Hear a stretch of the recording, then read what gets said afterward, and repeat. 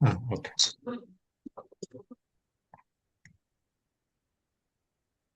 ఓం శివశక్త్యా యుక్తో ఓం శివశక్త్యా యుక్తో యది భవతి శక్తః ప్రభవితుం యది భవతి శక్తః ప్రభవితుం న చేదేవం దేవో న చేదేవం దేవో న ఖలు కుశలః స్పందితుమపి న ఖలు కుశలః స్పందితుమపి అతస్త్వామారాధ్యాం ఇతస్త్వామారాధ్యాం హరిహర విరించాదిభిరపి హరిహర విరించాదిభిరపి ప్రణంతుం స్తోతుం వా ప్రణంతుం స్తోతుం వా కథమకృత పుణ్యః ప్రభవతి. కథమకృతపుణ్యః ప్రభవతి. ఓం సర్వవేదాంత సిద్ధాంత గోచరం ఓం సర్వవేదాంత సిద్ధాంత గోచరం తమగోచరం తమగోచరం గోవిందం పరమానందం గోవిందం పరమానందం సద్గురుం ప్రణతోస్మ్యహం. సద్గురుం ప్రణతోస్మ్యహం.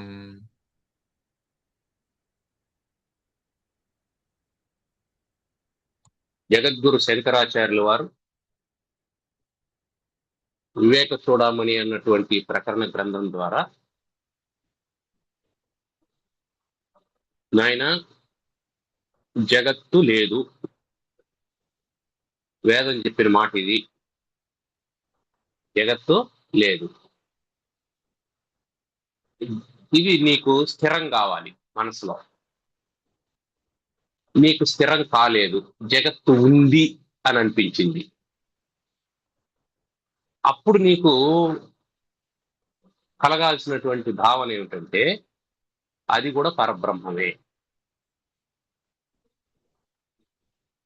జగత్తు లేదు, పరబ్రహ్మం మాత్రమే ఉంది. కాదు, జగత్తు కనిపించింది, ఆ కనిపిస్తున్నది కూడా పరబ్రహ్మమే.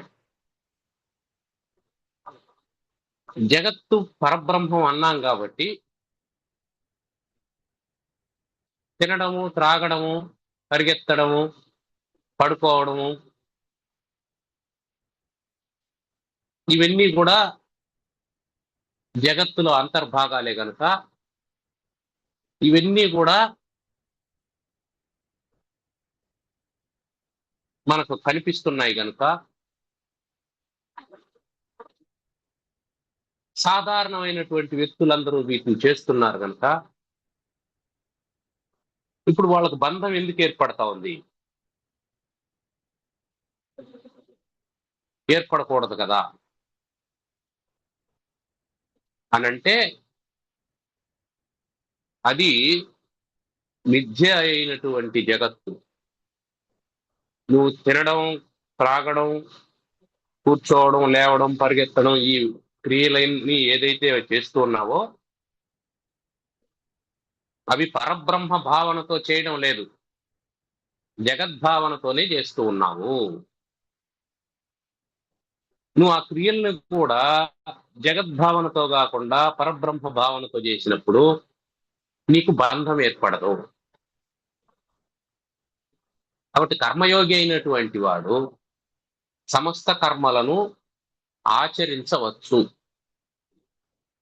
నీకు బ్రహ్మజ్ఞానం కలిగినంత మాత్రాన కర్మ త్యాగం చేయాలనేమీ లేదు. కర్మ ఫలత్యాగం చేస్తే సరిపోతుంది, సంకల్పరహితంగా కర్మ చేస్తే సరిపోతుంది.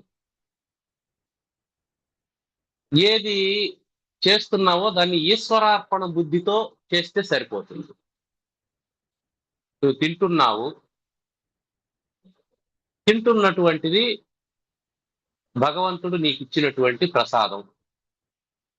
దాన్ని మళ్ళీ నువ్వు తింటున్నావు అని అంటే అది భగవంతునికి నువ్వు నైవేద్యంగా నివేదిస్తూ ఉన్నావు.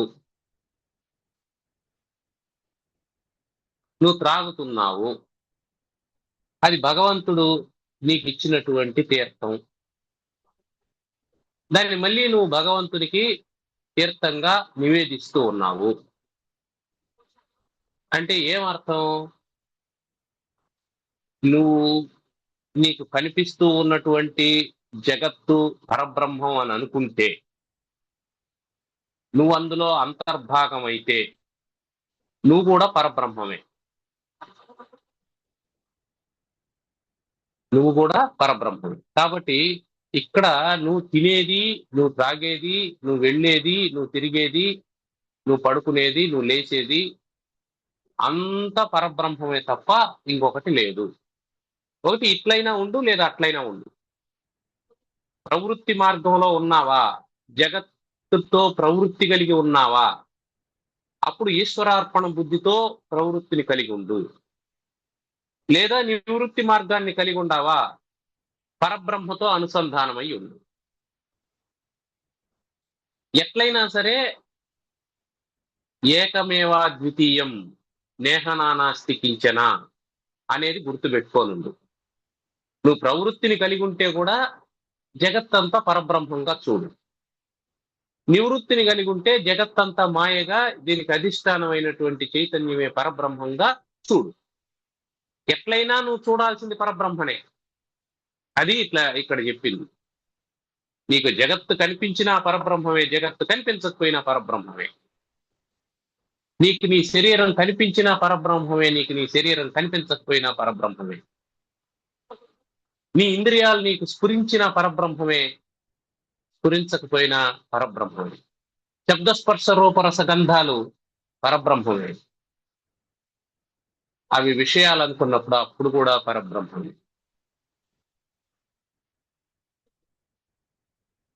కాబట్టి నేహ నానాస్తి కించన.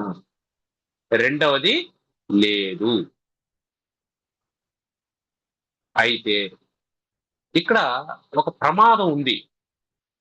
ఏమా ప్రమాదం అంటే, నువ్వు జగత్తును పరబ్రహ్మం అని ఎక్కువ కాలం అనుకోలేవు.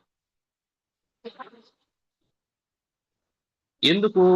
విషయ ప్రపంచం అంత బలమైనటువంటి. ఎరుక ఉన్నంతసేపు మాత్రమే ఇదంతా పరబ్రహ్మంగా కనిపిస్తుంది. ఎరుక నీకు ఎప్పుడూ ఉండదు. ఎందుకు అంటే ఎరుక మరుపు అనేటువంటి రెండు కూడా ఎలక్ట్రిసిటీలో ఆల్టర్నేట్ కరెంట్ లాంటివి అన్నమాట. అంటే అలలు లాంటివి. అలా ఎంత పైకి వస్తుందో మళ్ళీ అంత కిందికి పోతా ఉంటుంది, ఎంత కిందికి వచ్చిందో మళ్ళీ అంత పైకి పోతా ఉంటుంది. ఎరుక మరపులు కూడా అట్లాంటివే. నీకు కాసేపు ఎరుకు ఉంటుంది, వెంటనే మర్చిపోతావు. అంటే నీకు ఆ, ఒక ఒక జ్ఞాని ఉండేవాడు లోకంలో.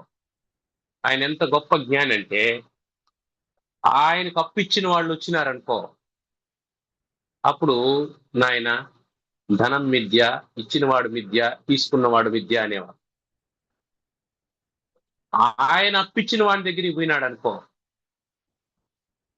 అంటే ఆయనకి డబ్బు రావాల్సినప్పుడు మిథ్య లేదు, విద్య లేదు, నేను ఇచ్చినాను, నువ్వు తీసుకున్నావు, నా డబ్బులు ఆడబెట్టు అనేవాడు.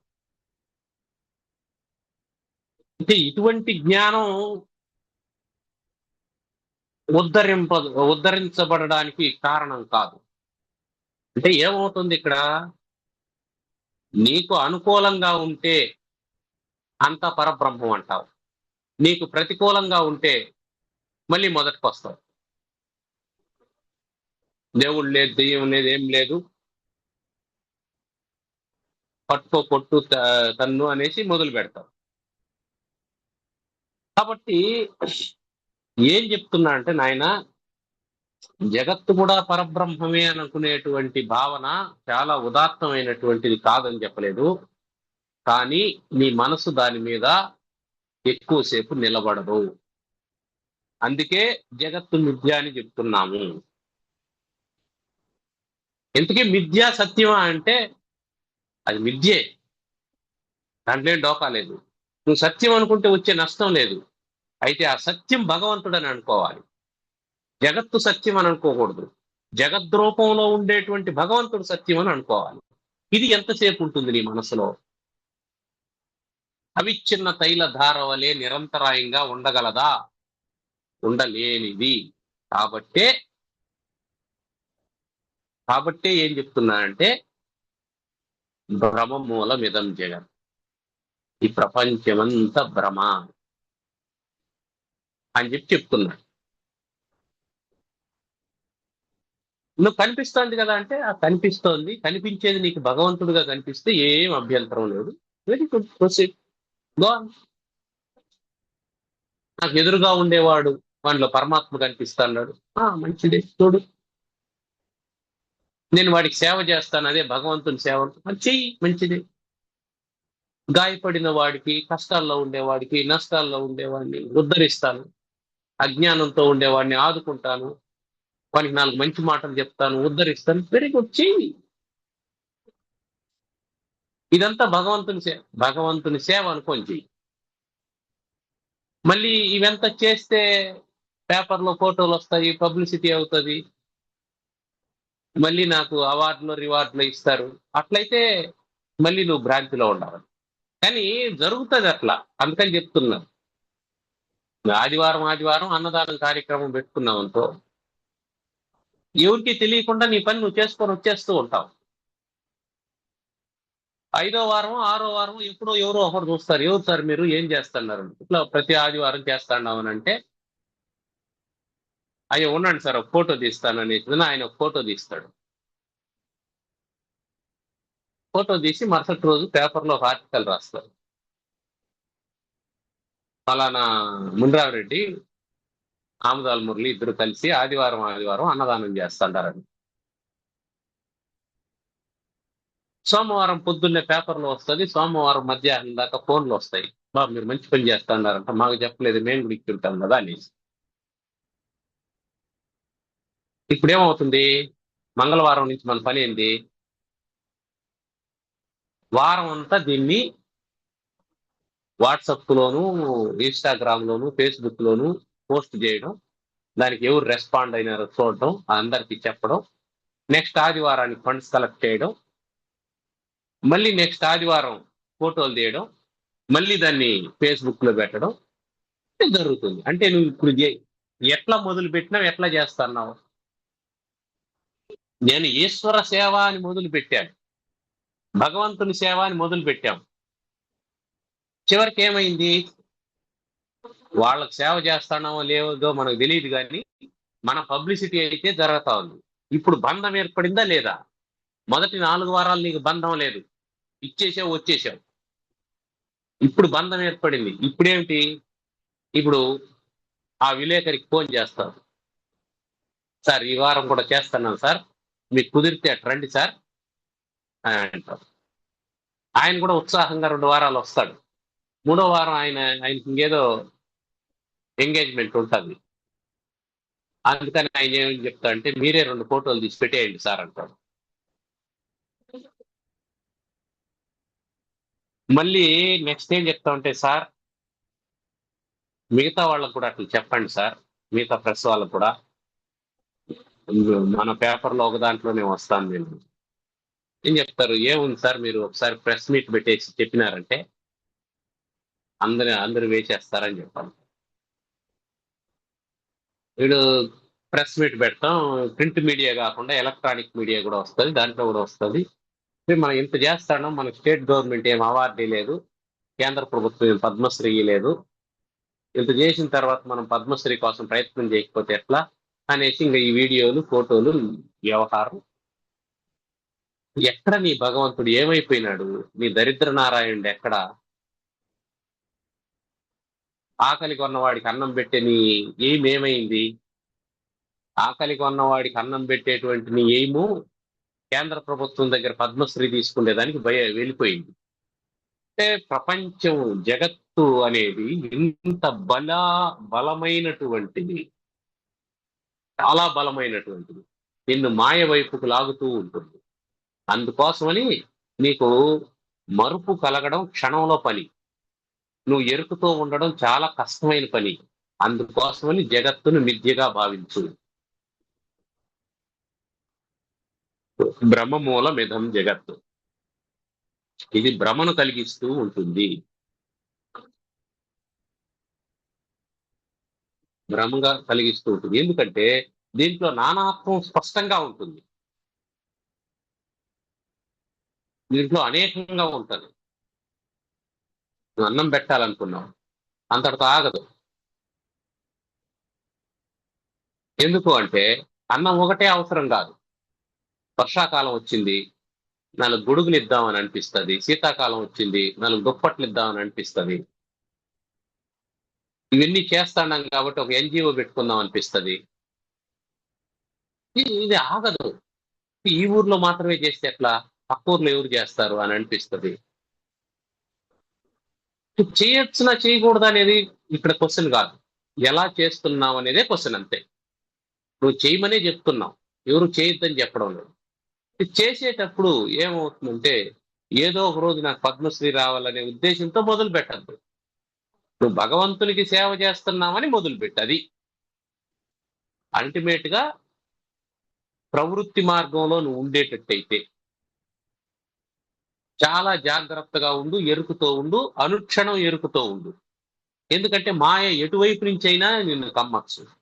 నీ దగ్గర నుంచి అన్నం ప్యాకెట్ తీసుకున్నవాడు అయ్యా నువ్వు దేవుడు అనొచ్చు. ఆ ఒక్క క్షణం నీ ఛాతి కొంచెం ఉబ్బిందనుకో, నేను మంచి పని చేస్తాను అనేసి అనిపించింది అనుకో, అయిపోయింది. అక్కడికే నీలో అహంకారం ప్రవేశించింది. అయ్యా నువ్వు దేవుడు అని అంటే, నాయన నీలో ఉండే దేవుడు నాలో ఉండే దేవుడికి చెప్పి నన్ను పనిముట్టుగా వాడుకొని పని చేయిస్తున్నాడు, నేను దేవుడు కావడం ఏంటి? ఇది భగవంతుడు ఇచ్చినటువంటి అవకాశం అని వినయంతో నువ్వు అనగలగాలి. అది నాలుక మీద మాట కాదు, హృదయపూర్వకంగా అనగలగాలి. లోపల లోపల సంతోషిస్తూ, పైకి నటిస్తూ, అదంతా ఏదో భగవంతుని దయండి ఊ అని పైన మాత్రం అని, లోపల లోపల పొంగిపోతూ, వీడు మాత్రమే అన్నాడే, పక్కనోడు కూడా తీసుకున్నాడు కదా, వాడు అనలేదే, వాడు చూడు కృతజ్ఞత కూడా లేకుండా, థ్యాంక్స్ కూడా చెప్పకుండా ఎట్ట వెళ్ళిపోతాడు తీసుకొని, అన్నం పొట్లం తీసుకొని థ్యాంక్స్ కూడా చెప్పకుండా వెళ్ళిపోతాడు చూడు, నమస్కారం కూడా పెట్టకుండా వెళ్ళిపోతాడు చూడు అని లోపల నీకు ఎప్పుడైతే ప్రారంభమైందో అప్పుడు ఎరుక ఎప్పుడో పోయిందని అర్థం. అందుకోసమనే ప్రపంచంతో జాగ్రత్తగా ఉండు, ప్రపంచంతో జాగ్రత్తగా ఉండు. ఇప్పుడు ఒక ఊబి ఉంది, ఊబిలో ఒకడు పడిపోయాడు, వాడిని పైకి తీయాలని అనుకున్నాం. ఇప్పుడు ఏం చేసినాం, మనం పైన ఒక చెట్టు కొమ్మకు ఒక దారం కట్టుకొని, ఆ దారం పట్టుకొని మనం ఊబి దగ్గరికి దిగి వాడిని పట్టుకొని లాగుతున్నాం. పైన దారం ఎంతసేపు ఉంటుందో అంతసేపు నువ్వు సేపు వాడు సేపు, ఇద్దరు గట్టుకొస్తారు. ఇలా కాకుండా నువ్వు గట్టు మీద నిల్చుకొని ఊబిలో ఉండేవాడిని లాగినావంటే నో డౌట్ వాడు నిన్ను ఊబిలోకి లాగుతాడు. ఎందుకో, ఎంతసేపు అయినా నీ బలం కంటే వాడి బలం ఎక్కువగా ఉంటుంది.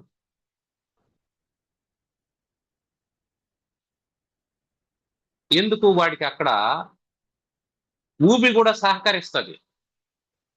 ఊబిలో ఉండేవాడు వాడు బయట రావాలని అనుకుంటాడు, కానీ బయట రావాలనేటువంటి తపనతో నిన్ను లోపలికి లాగుతాడు, అంతే, ఇంకేం లేదు. ఇదంతా ఎట్లుంటుందంటే, ఒక ఈత రానటువంటి వాడిని రక్షించడం కోసం నీళ్లలోకి దూకితే వాడేం చేస్తాడంటే వీడిని గట్టిగా పట్టుకునేస్తాడు. ఎంత గట్టిగా పట్టుకుంటాడంటే వీడు కాళ్ళు చేతులు ఆడించలేనంత గట్టిగా పట్టుకునేస్తాడు భయంతో. అప్పుడు ఇద్దరు మునిగిపోతారు. వాడు వీడిని పట్టుకోకూడదు, వీడు వాడిని పట్టుకోవాలి. వాడిని జుట్టు పట్టుకొని వీడు లాక్కొని వచ్చినాడంటే గట్టుకొచ్చేస్తారు ఇద్దరు. వాడు వీడిని పట్టుకున్నాడంటే ఇద్దరు మునిగిపోతారు. అదే ఇక్కడ జరిగేది. జగత్తును నువ్వు పట్టుకున్నావంటే నువ్వు ఎప్పుడైనా వదిలేయగలుగుతావు. జగత్తు నిన్ను పట్టుకునిందంటే ఇంకా వదలడం పట్టుకోవడం అనేది నీ చేతిలో ఉండదు. మళ్ళీ నీకు ఆప్షన్ లేదు. కాబట్టి ఆప్షన్స్ అన్ని నీ చేతిలో పెట్టుకొని ఉండాలి దేనికైనా సరే. ఆప్షన్స్ ఎప్పుడు నీ చేతిలో ఉండాలి. ఆప్షన్స్ నీ చేతిలో ఉండాలంటే జగత్తు మిథ్య అనే భావన ఉండాలి. ఇది అల్టిమేట్ గా చెప్పదలుచుకున్నాను.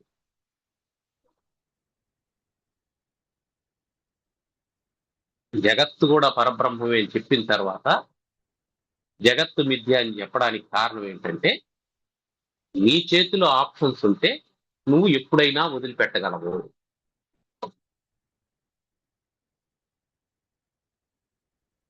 ఇప్పుడు చేత్తో పగ్గం పట్టుకున్నటువంటి వాడు ఓ దున్నపోతును మెడకు దారం వేసి ఆ పగ్గాన్ని చేత్తో పట్టుకున్నాడు. అది పరిగెత్తడం మొదలు పెట్టింది. పరిగెత్తడం మొదలు పెడితే వాడి చేతిలో పగ్గం ఉంది కాబట్టి వాడు ఏం చేస్తాడు? పరిగెత్తగలిగినంత సేపు పరిగెత్తాడు, లాగగలిగినంత సేపు లాగుతాడు, లేదంటే వదిలేస్తాడు. అట్లా కాకుండా వీడు నడుంకు కట్టుకున్నాడు అనుకో పగ్గం. ఇప్పుడు అది పరిగెత్తడం మొదలు పెట్టింది అనుకో, నీకు ఆప్షన్ ఉందా? వదిలేసే ఆప్షన్ లేదు. అది ఆగేంత వరకు నీ బాధలు తప్పదు. అది దాని దారిలో అది వెళ్తుంది. దానికి బురద అంటే ఇష్టం, వెళ్తుంది. నిన్ను బురదలో లాక్కెళ్తుంది. అది ముండలలో వెళ్తుంది, రాయళ్లలో వెళ్తుంది, రప్పల్లో వెళ్తుంది, గరుగ్గా ఉండే రోడ్డు మీద వెళ్తుంది. నాకు దెబ్బలు తగిలింది అంటే గట్టిగా కట్టుకున్నది నువ్వే. చేతితో పట్టుకోవాల్సిన దారాన్ని నడుంకు కట్టుకునింది నువ్వే. ఇప్పుడు నాకు ఈ కష్టం వచ్చింది, ఆ కష్టం వచ్చింది, అది ఉంది, నన్ను వాళ్ళు మోసం చేశారు, వీళ్ళు మోసం చేశారు, బిడ్డలు అన్నం పెట్టలేదు, అన్నదమ్ములు మోసం చేశారు, ఆస్తి ఇవ్వలేదు, కట్టుకునింది నువ్వే.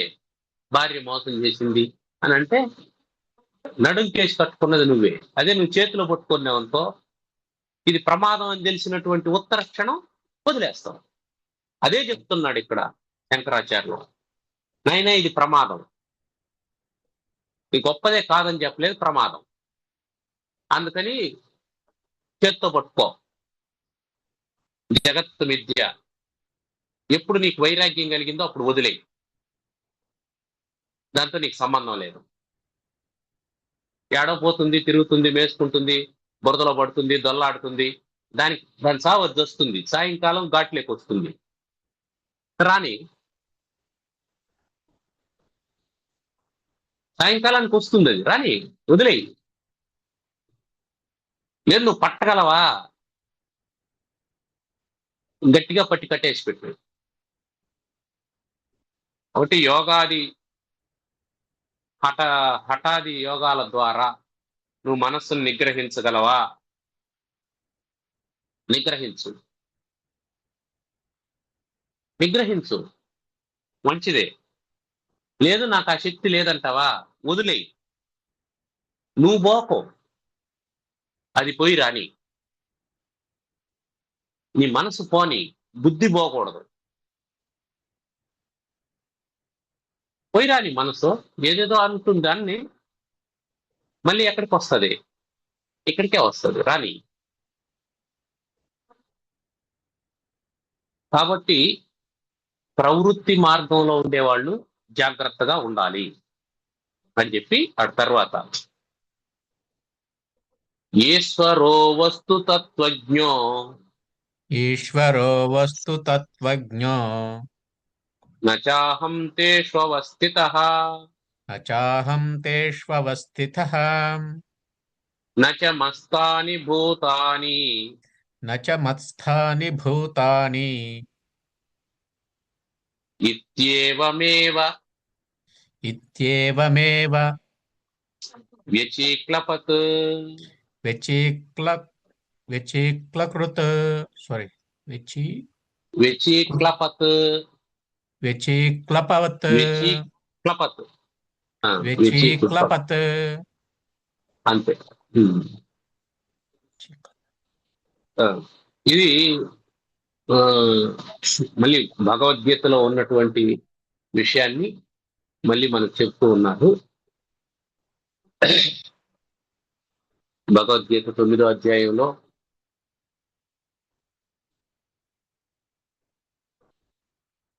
నచమస్తాని భూతాని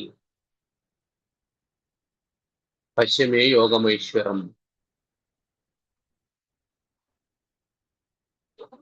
అనేటువంటి మాట ఉన్నది. వస్తు తత్వజ్ఞ ఈశ్వర, వస్తు తత్వజ్ఞ. వస్తువు అంటే పరమాత్మ వస్తువు. వస్తువు అంటే ఒకటే, అదేమిటంటే పరమాత్మ. అది తప్ప వేరే వస్తువు లేదు. పరమాత్మ వినా వేరొక వస్తువు లేదు. ఆ వస్తు తత్వజ్ఞ అంటే తెలిసినవాడు. తత్వము అంటే దాని యొక్క యథార్థ స్థితిని తెలిసినటువంటి వాడు. ఎవడు? పరమాత్మను గురించి తెలిసినటువంటి వాడు పరమాత్మ తప్ప ఇంకొకడు లేడు. నీ గురించి నాకు అంతా తెలుసు అని నేను అన్నాను అనుకో, ఏం తెలుస్తుంది నీ గురించి నాకు?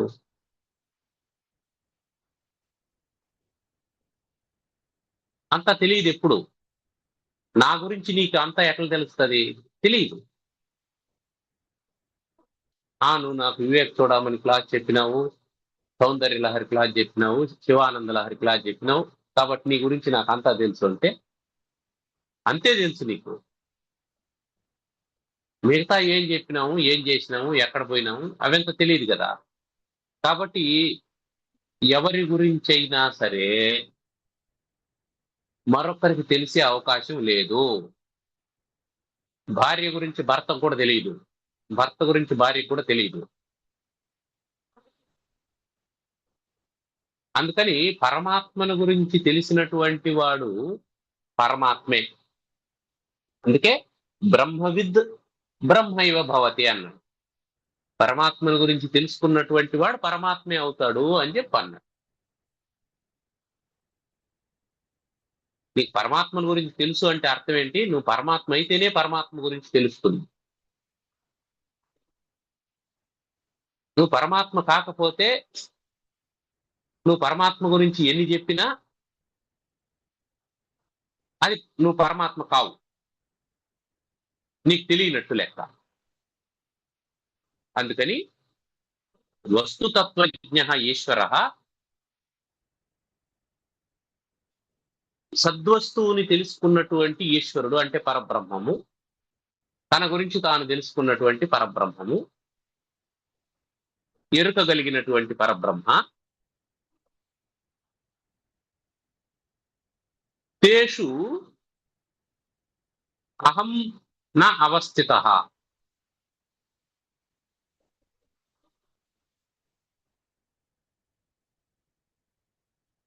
తేషు అహం నా అవస్థితః. నేను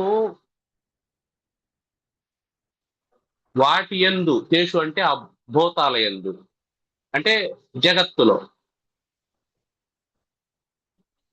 అహం నా అవస్థితః నేను ఉండేటువంటి వాణ్ణి కాదు. భూతానిచ ఆ ప్రపంచం కూడా నచమస్తాని నాలో ఉండేది కాదు. నేను వాటిలో లేను, అవి నాలో లేను. అవి నాలో లేవు, నేను వాటిలో లేను అని అంటే అర్థం ఏంటి? వాటికి అధిష్టానంగా ఉండాను అని అర్థం.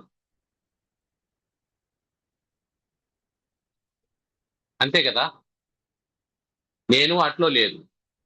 సూర్యుడు నీళ్ళల్లో లేడు, నీళ్లు సూర్యుడిలో లేవు. ఇప్పుడు నీళ్లు ఎక్కడున్నాయి? నీళ్లు కింద ఉన్నాయి, దానికి అధిష్టానంగా సూర్యుడు ఉన్నాడు.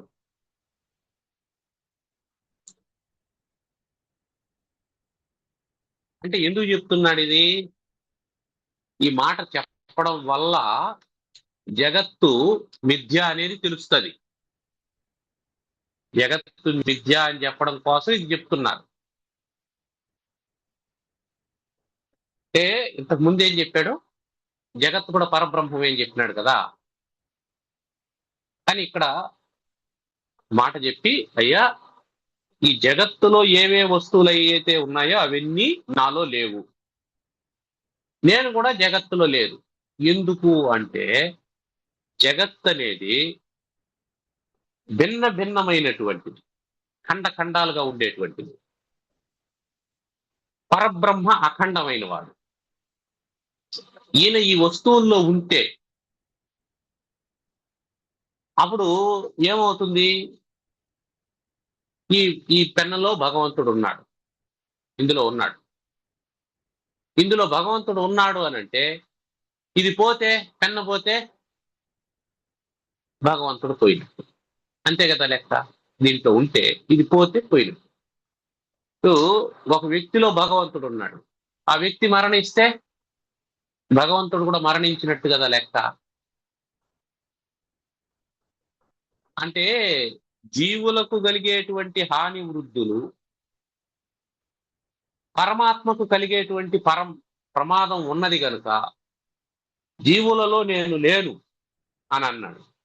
పోనీ నాయందు జీవులు ఉన్నవా అని అంటే అతని యందు కూడా ఉండడానికి వీల్లేదు. ఎందుకు వీల్లేదు అంటే అతనికి మళ్ళీ ఆశ్రయం ఇచ్చినటువంటి వాడు అవుతాడు. ఆశ్రయం ఇచ్చినటువంటి వాడు అవుతాడు, బంధం ఏర్పడుతుంది. అందువల్ల నాయందు భూతములు గాని భూతములందు నేను గాని లేను.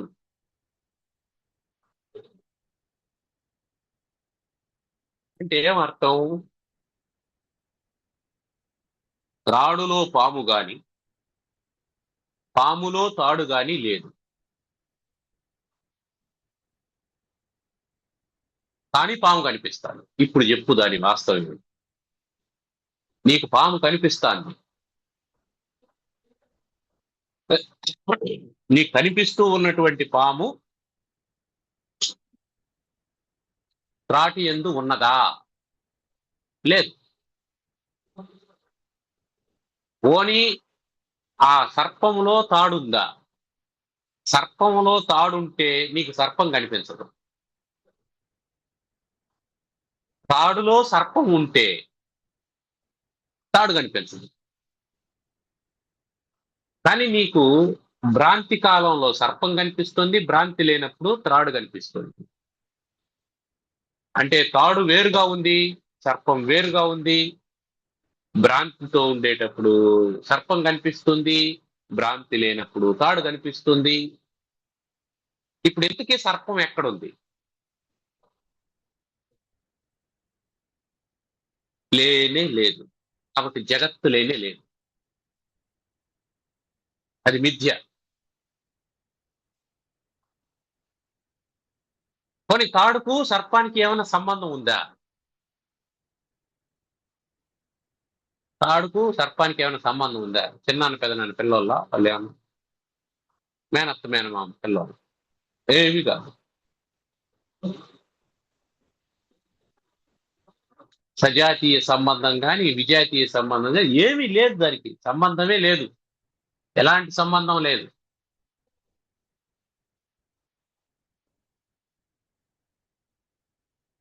ఏ విధమైనటువంటి సంబంధం లేదు. సంబంధాన్ని అంటగట్టి దుఃఖాన్ని కొని తెచ్చుకున్నటువంటి వాడు జీవుడు.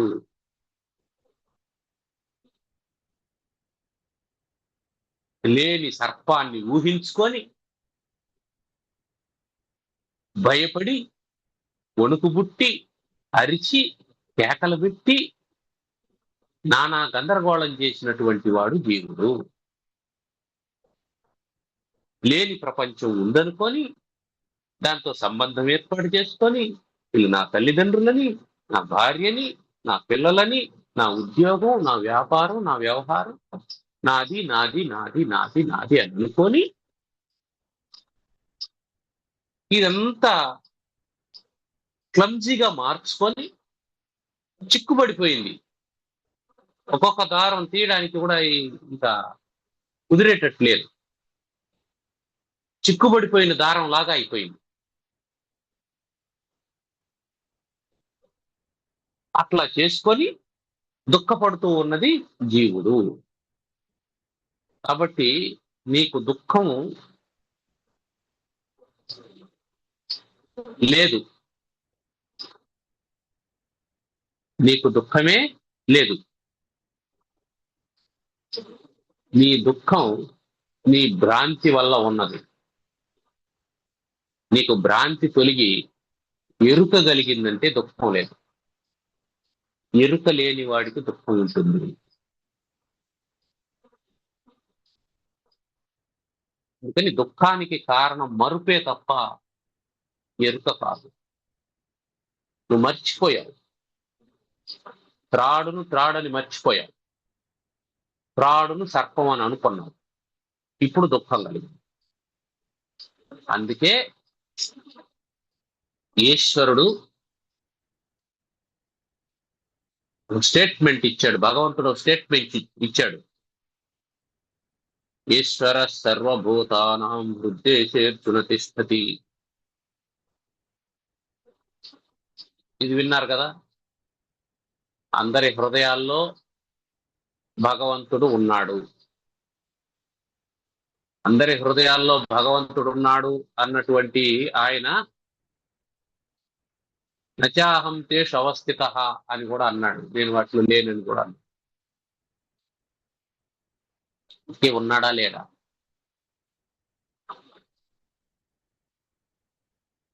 అద్దంలో చందమామ ఉన్నాడా లేడా? అద్దంలో చందమామ ఉన్నాడా లేడా?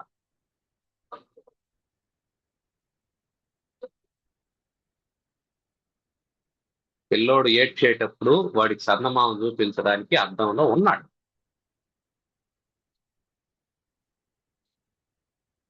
అద్దంలో చందమామ ఉంటే కనిపించాలి కదా, పట్టుకుంటే దొరకాలి కదా. ఇది అద్దంలో చందమామ అర్థమైతేనే ఈ సిద్ధాంతం మనకు అర్థం అవుతుంది. అద్దంలో చందమామ ఉన్నాడు, కనిపిస్తా కూడా ఉన్నాడు. నువ్వు చూపించవచ్చు, ప్రత్యక్ష ప్రమాణం. ఎవడెవడికి చూపు ఉందో వాడికంతా చూపించవచ్చు, ఇదిగో చందమామ చూడు అని. కానీ సత్యమా? కాదు. అది ప్రాతిభాసికమే గాని పారమార్థికం కాదు. కాబట్టి ఈశ్వర సర్వభూతానం బుద్ధేశేర్జున తిష్టతి అంటే ప్రాతిభాసిక రూపంతో ఉన్నాడు. నీ హృదయంలో, నా హృదయంలో భగవంతుడు ఉన్నాడు, ప్రకాశిస్తూ ఉన్నాడు, స్ఫురణ రూపంలో ఉన్నాడు, స్ఫూర్తిని కలిగిస్తూ ఉన్నాడు. ఆయన ఉన్నాడు కాబట్టి ఏ నేక్షతి శృణోతీదం జిగ్రతి వ్యాకరోతి చ స్వాదస్వాదు విజానాతి. ఎవరు ఉండడం వల్ల నువ్వు చూస్తున్నావు, నువ్వు వింటున్నావు, నువ్వు తింటున్నావు, నువ్వు వాసన చూస్తున్నావు, నడుస్తున్నావు, ఇది తినదగింది, ఇది తినకూడదు అని తెలుసుకుంటున్నావు, ఈ మాట మాట్లాడొచ్చు, ఈ మాట మాట్లాడకూడదు అని నిర్ణయించుకుంటున్నావు. ఎవరి వల్ల? ఆ ప్రతిబింబం అందులో ఉండడం వల్ల. ఈశ్వర సర్వభూతానాం హృద్దేశేర్జున తిష్టతి. అయితే నీ అద్దంలో ఉండేవాడే చందమామ. ఇప్పుడు 10,000 అద్దాలు పెట్టావు. ఇప్పుడు ఎంతమంది ఉన్నారు చందమామలు? ఒకడే 10,000 ఎట్లయినాడు? నువ్వు ఒక అద్దాల మేడలోకి పోయి నిలుచుకున్నావు, ఎందురవుతావు నువ్వు?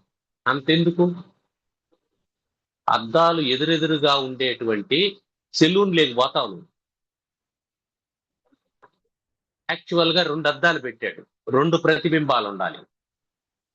కానీ 2 కాదు, అనంతమైన ప్రతిబింబాలు ఉంటాయి. ఎలా? నువ్వు చూస్తూ ఉన్నటువంటి అద్దంలో నీ ప్రతిబింబము, ఇది వెనక అద్దంలో నుంచి కనిపించే ప్రతిబింబము, మళ్ళీ దానికి ఇది, దీనికది, దీనికది, దానికది, ఇట్లా అనంతంగా కనిపిస్తాయి. ఇప్పుడు ఎందురు నువ్వు? ఈశ్వర సర్వభూతానాం హృద్దేశేర్జున తిష్టతి అంటే ఎన్ని ప్రాణులు ఉంటే అంతమంది ఈశ్వరులు ఉన్నారనే. అర్థంలో సందమా ఉన్నాడా లేదా? నచమస్తాని భూతాని,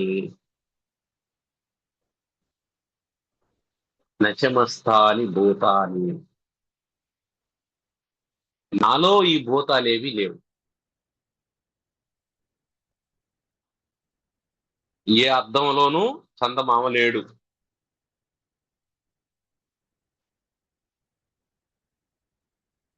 నచాహం తేషు అవస్థిత. కాబట్టి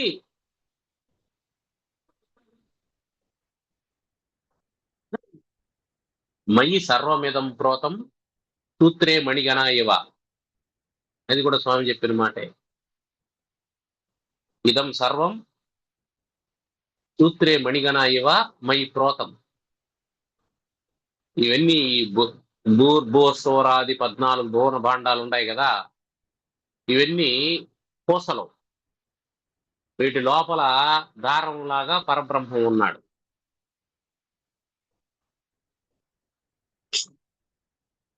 ఇవన్నీ ఏమిటి?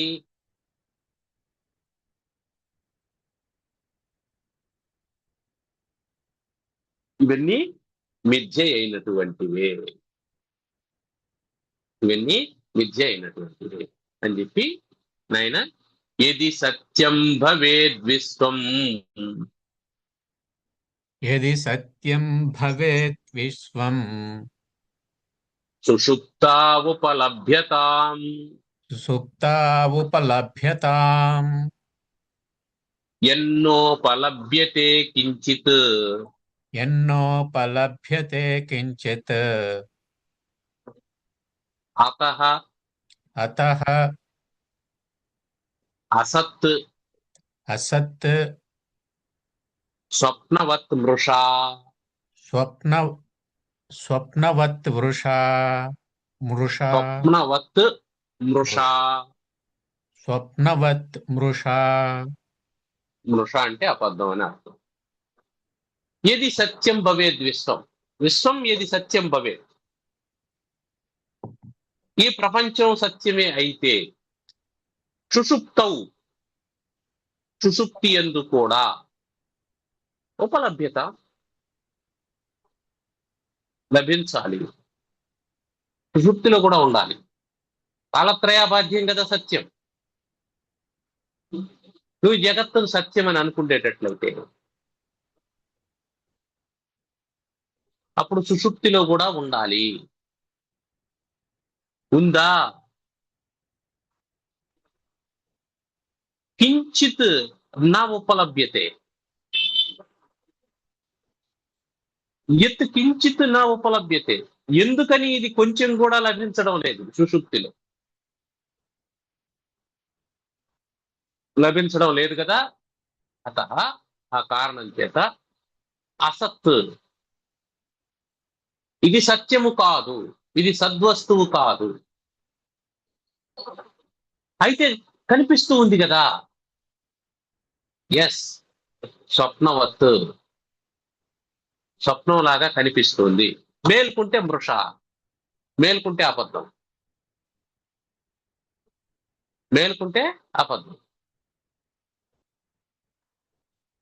నేను ఒక సింహాసనం మీద కూర్చొని ఉన్నాను.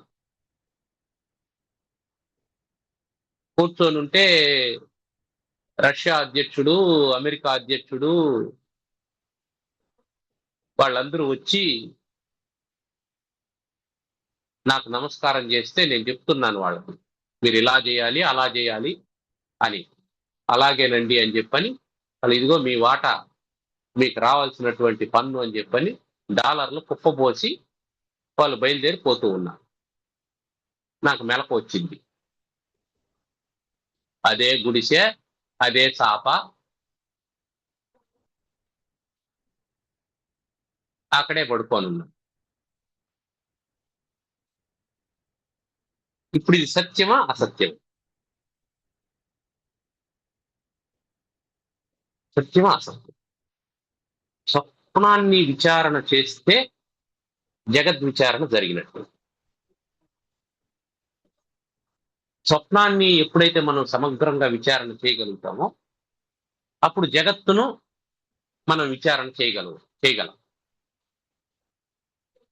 అతః యత్ నా ఉపలభ్యతే కించిత్ అతః, ఏ కారణం చేత అయితే ఇది కొద్దిగా కూడా లభించడం లేదో ఆ కారణం చేత. అందువల్ల స్వప్నవత్ మృష, స్వప్నవత్ మృష, అది స్వప్నం వలె అబద్ధమైనటువంటిది. కాబట్టి ఇందాక చెప్పినాడే ఏమని? ఏవం ఏవ వ్యచీక్లపత్తని. అంటే నాయందు ఇవి లేవు, వాటి యందు నేను లేను అని నియతం చేశాడు. వ్యచీక్లపత్ అంటే నియమించాడు, క్లుప్తం చేశాడు. క్లుప్తం చేయడం అంటే ఏర్పాటు చేయడం అని. వ్యచీక్లుపత్ అంటే ఆ విధంగా ఏర్పాటు చేశాడు, నియతం చేశాడు, నియమించాడు. ఎట్లా? నా యందు అవి లేవు, వాటి యందు నేను లేను అని ఆయన నియతం చేశాడు, స్టేట్మెంట్ ఇచ్చేశాడు. నిజం కూడా అదే. ఒకవేళ ఉంది అనంటే జగత్తు సత్యం కావాలి. ఒకవేళ ఇది సత్యం అయితే 3 కాలాల్లోనూ ఉండాలి. ఎప్పుడో లయం దాకా ఎందుకు? నీకు సుషుప్తిలోనే లేదు. సుషుప్తిలోనే నీకు ఇది లభించడం లేదు.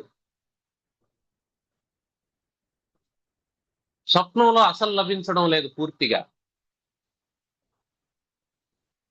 స్వప్నంలో ఉన్నది ఒకటైతే అక్కడ కనిపించేది ఇంకోటి. వాస్తవంలో ఉన్నది ఏమిటి? నా గుడిసె, నా చాప, నా దిండు. స్వప్నంలో ఏం కనిపిస్తుంది? నా సింహాసనము, డాలర్లు, అమెరికా అధ్యక్షుడు, ఇవి కనిపిస్తాయి. ఒక్కోసారి ప్రపంచంలో లేనటువంటిదే కనిపిస్తూ ఉంటుంది స్వప్నంలో. మనం ఎప్పుడు చూడండి, మనకెప్పుడు తెలియంది, మన ఊహల్లో లేనిది. ఒక మనిషి గాలిలో ఎగురుతూ ఉన్నటువంటి కల వస్తుంది, ఎగురుతూ ఉన్నట్టు. ఎగురుతాడా? విమానంలో పోయినట్టు కల వస్తే అద్భుతం, మంచిదే, కాదని చెప్పలేదు. కానీ నడుస్తూ ఉన్నటువంటి మనిషి అలా గాలిలోకి లేచి ఎగురుతూ పోతూ ఉన్నట్టు కల వస్తే అది కలే కదా. అది సాధ్యం అవుతుందా? గురుత్వాకర్షణ శక్తి ఏమైపోవాలా? అంటే నీకు స్వప్నమే సత్యం కాదు, సుషుప్తిలో అసలు లేదు. మరి జాగ్రత్తను ఎట్లా అనుకుంటావు? జాగ్రత్త మాత్రం సత్యం ఎట్లా అవుతుంది? అందుకని అందుకని అతః పృథం నాస్తి.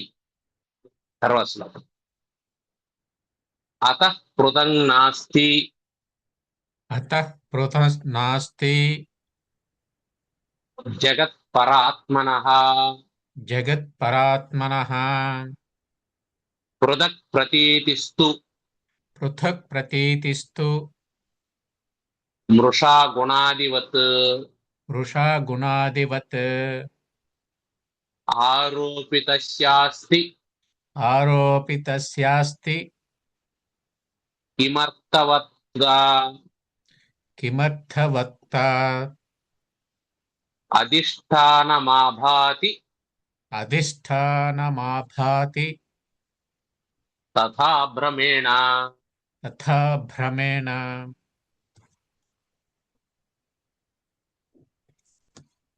ఇప్పుడు అతః ఇక్కడ లేదు, దానికి స్వయంగా అస్తిత్వం లేదు, అది వేరుగా లేదు. అది వేరుగా లేదు అంటే అర్థం ఏమిటి? పరమాత్మ కంటే వేరుగా లేదు. అద్దంలో ఉండేటువంటి చంద్రుడు అసలు చంద్రుని కంటే వేరు కాదు.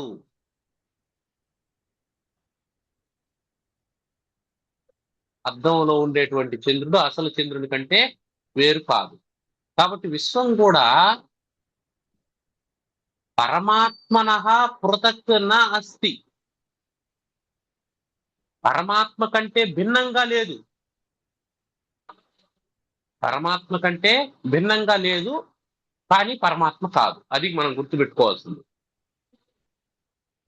అద్దంలో ఉండేటువంటి చంద్రుడు అసలు చంద్రుని కంటే భిన్నమైన వాడు కాదు, కానీ అద్దంలో ఉండే చంద్రుడు చంద్రుడు కాదు.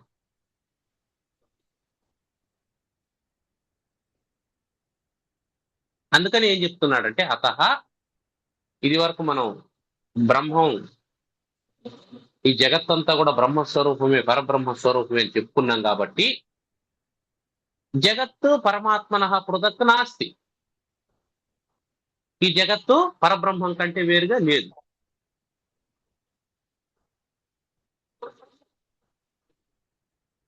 ఈ పృథక్ ప్రతీతిస్తూ వేరుగా ఉంది, వేరుగా కనిపిస్తూ ఉంది అనేటువంటి జ్ఞానం ఏదైతే ఉందో, ప్రతీతి, పృథక్ ప్రతీతి, వేరుగా ఉండేటువంటి జ్ఞానము గుణాదివత్ మృషా, గుణాదివత్ మృషా, గుణంలాగా అది కూడా లేనటువంటిది. దేని గుణంలాగా అంటే ఆకాశం ఉంది, ఆకాశం నీలంగా ఉంది. ఆకాశం నీలంగా ఉంటుందా? సముద్రం ఉంది, నీలంగా ఉంది. సముద్రం నీలంగా ఉంటుందా? సముద్రం నీలంగా కనిపిస్తుంది. ఆ నీళ్లు చేతికి తీసుకొని చూసినామంటే నీలం ఉందా? లేదు. ఆకాశం ఇటు చూస్తే నీలంగా కనిపిస్తుంది. నిజానికి ఆకాశం నీలంగా ఉందా? లేదు. మరి లేనటువంటిది నీకు ఉన్నట్టు తెలుస్తూ ఉందా లేదా? అదే విధంగా పృథక్ ప్రతీతిస్తూ వేరుగా కనిపించినప్పటికీ ఆకాశ గుణాధివత్ మృషా, అది లేనిదే. ఆకాశంలో ఏ విధంగా అయితే నీలత్వం నీకు కనిపిస్తూ ఉందో అట్లా పరబ్రహ్మం కంటే భిన్నంగా నీకు ప్రపంచం కనిపిస్తూ ఉన్నది. దానికి ఉన్నట్టు ఆ గుణం ఉన్నట్టు అనిపిస్తూ ఉంది. పరబ్రహ్మంలోనే జగత్తు ఉన్నట్టు అనిపిస్తూ ఉంది. ఆ విధంగా అధిష్టానమైనటువంటి బ్రహ్మమునందు ఆరోపింపబడినటువంటి ప్రపంచము వేరు కాదు.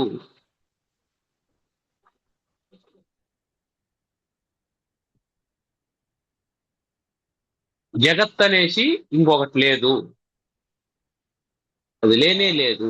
నీలం ఎట్లా లేదో ఆకాశంలో, సముద్రంలో ఎట్లా నీలపు రంగు లేదో ఆ విధంగా పరబ్రహ్మమునందు జగత్తు లేదు. అంతా ఉన్నది పరబ్రహ్మమే.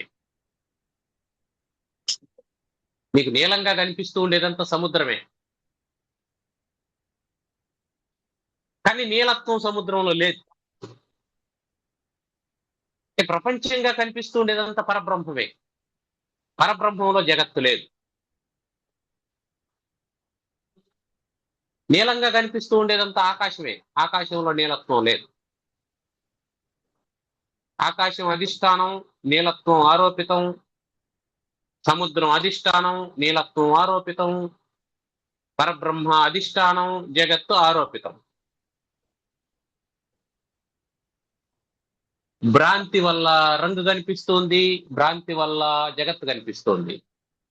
భ్రాంతి లేనటువంటిది ఆకాశము, భ్రాంతి లేనటువంటిది పరబ్రహ్మము. అంతే. ఇది మనం అర్థం చేసుకోవాలి. అందుకని ఏం చెప్తున్నాడు? ఆరోపితస్య అర్థవత్త అస్తి కిం. ఆరోపితస్య, ఆరోపింపజేసినటువంటి, కల్పించబడినటువంటి దానికి అర్థవత్త సత్యమేమైనా ఉందా? ఆరోపింపబడిన దానికి సత్యం ఉంటుందా? రజ్జువునందు సర్పం ఆరోపింపబడింది, దానికి సత్యం ఉందా? లేదు కదా. అంటే ఒక దాంట్లో సత్యాన్ని నువ్వు అంగీకరించినప్పుడు, నీకు ఆ సత్యం అనుభవంలో లేనప్పుడు ఇంకొక దానికి నువ్వు ఎట్లా అంగీకరిస్తావు, అనుభవిస్తావు.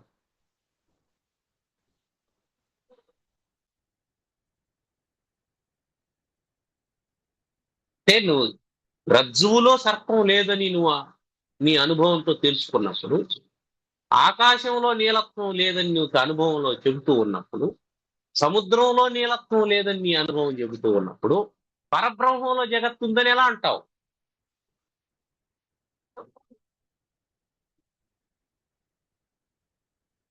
మరైతే ఏమిటి అంటే, అధిష్టానమాభాతి తదా భ్రమేణ, తదా ఆ విధంగా భ్రమేణ, భ్రమ చేత అధిష్టానం ఆభాతి, అధిష్టానమే కనిపిస్తుంది. రజ్జువే నీకు సర్పంగా కనిపిస్తుంది. ఇక కారణం ఏంటి? భ్రమ వల్ల. నీకు ఆడ తాడు లేదంటే భ్రమ కలుగుతుందా? తాడు లేదంటే సర్పం కనిపిస్తుంది? లేదు. కాబట్టి నీకు కనిపించిన సర్పం ఏమిటి? తాడే సర్పం. కారణం ఏంటి? భ్రమ. భ్రమ తొలగిపోతే తాడు తాడే, సర్పం లేదు. కాబట్టి సర్పం ఎప్పుడు లేదు. నీకు భ్రమ కలిగినప్పుడు లేదు, భ్రమ లేనప్పుడు లేదు, భ్రమ తొలగినప్పుడు లేదు. ఎప్పుడు లేదు. ఉన్నది తాడే. అధిష్టానం ఎప్పుడు ఉంటుంది. నువ్వు చూడక ముందు ఉంది, నువ్వు చూసినప్పుడు ఉంది, ఆ తర్వాత కూడా ఉంది. సో అధిష్టానం ఎప్పుడు ఉంటుంది. నీకు ఎప్పుడు భ్రమ కలుగుతుందో అప్పుడు అధిష్టానమే జగత్తుగా ఆభాతి, జగత్తుగా తోస్తుంది.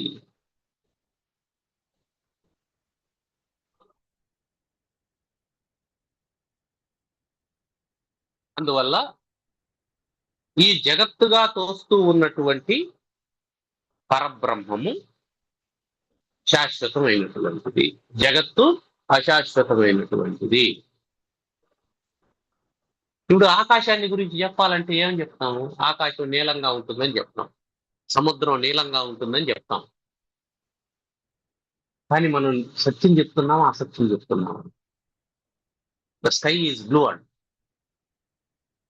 ఆ బ్లూ అనేది ఏమిటి? భ్రాంతి కదా.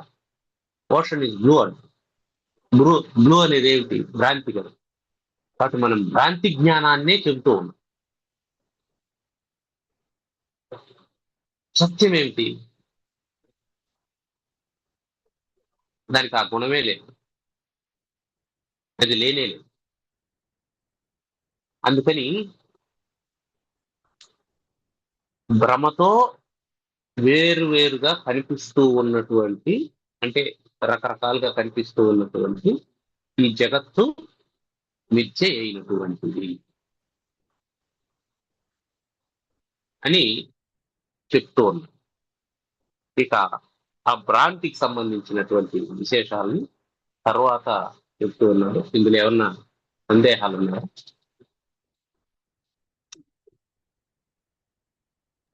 ఇంత సందేహం ఏంట? సందే సందేహాలు ఏం లేవు.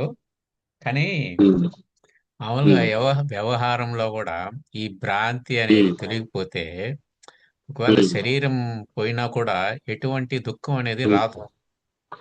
అవును, అవును, ఆ, ఆ, ఎలా అంటే చాలా మంది జ్ఞానులను మనం చూస్తూనే ఉంటాం. అవును. వాళ్ళు తృణప్రాయంగా అలా శరీరాన్ని అలా వదిలేస్తారు.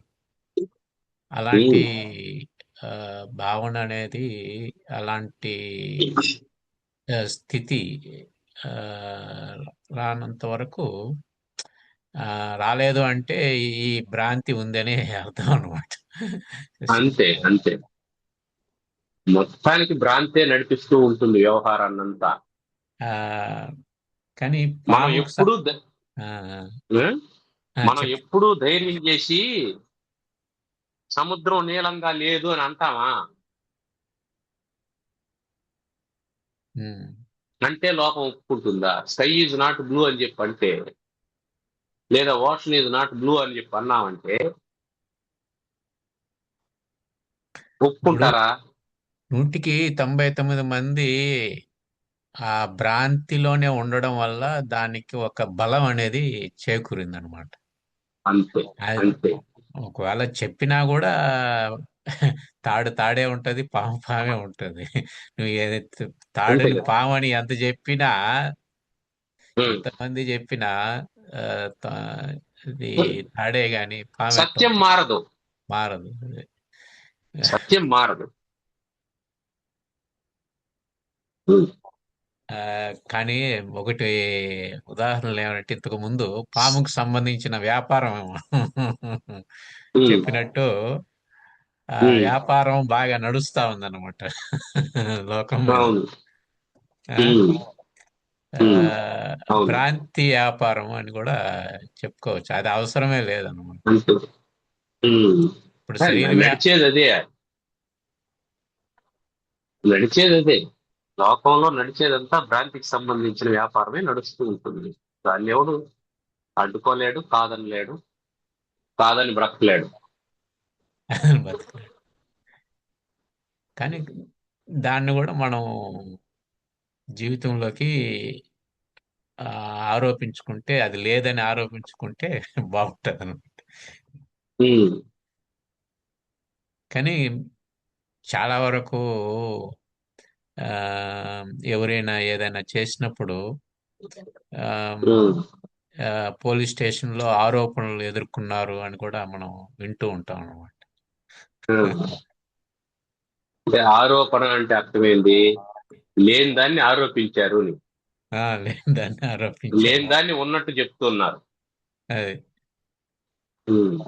ఆ, అది నిరూపిస్తే అది వేరే. నిరూపిస్తే నిరూపిస్తే నేరస్తుడు. నేరస్తుడు అనమాట. ఉమ్. నిరూపించకపోతే అంతే. అలా. అంతే. ఆ, ఓం సర్వమంగళమాంగళ్యే శివే సర్వార్థసాధికే శరణ్యే త్ర్యంబకే గౌరీ నారాయణి నమోస్తుతే. ఓం స్వస్తి ప్రజాభ్యః పరిపాలయంతాం న్యాయ్యేన మార్గేణ మహిం మహిషాః. గోబ్రాహ్మణేభ్యः శుభమస్తు. నిత్యం లోకాः సమస్తాः సుఖినో భవంతు.